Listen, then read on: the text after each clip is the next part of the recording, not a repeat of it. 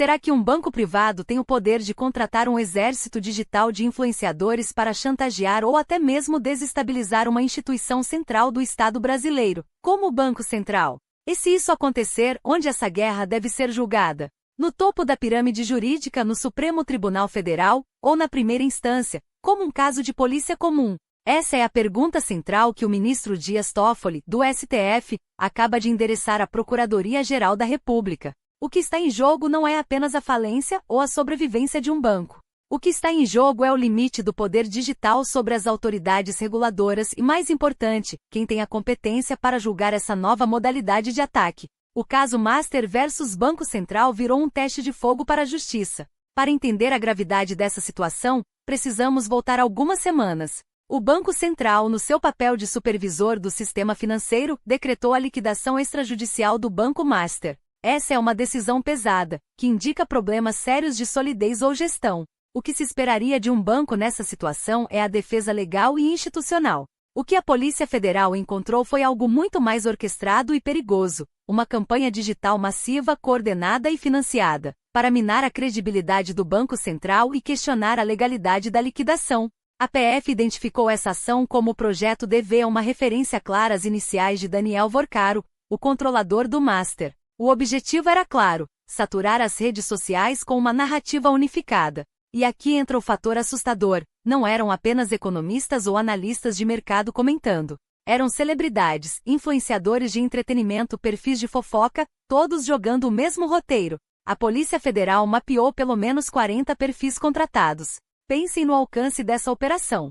Você está rolando o feed de notícias, vendo a vida das celebridades, e de repente, um post com a mesma estrutura de texto padronizada aparece. Pessoas comuns serão prejudicadas pelo desmoronamento do Master, o Banco Central agiu com precipitação, a liquidação ocorreu em tempo incomum. O tom era sempre o mesmo, emotivo e alarmista, transformando uma decisão técnica e legal do BC em uma história de injustiça e pânico. Isso não é liberdade de expressão, é uma guerra de narrativas paga para criar pressão pública e deslegitimar uma autoridade.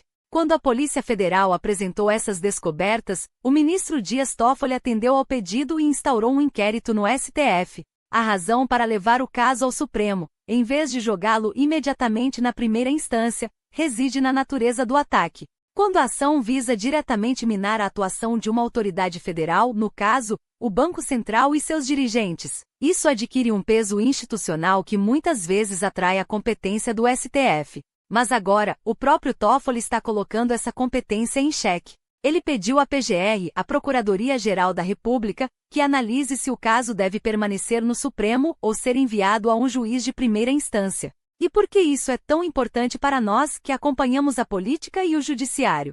A definição de competência neste caso é uma sinalização política e jurídica gigantesca. Se o caso permanecer no STF, significa que o judiciário reconhece que a ação do Master e de seus influenciadores não é um simples delito financeiro ou um caso de difamação local. Significa que eles enxergam isso como um ataque orquestrado de alto nível, com potencial impacto sistêmico na estabilidade financeira do país, e que deve ser tratado com a celeridade e o peso institucional da Suprema Corte. Um inquérito no STF é um recado claro.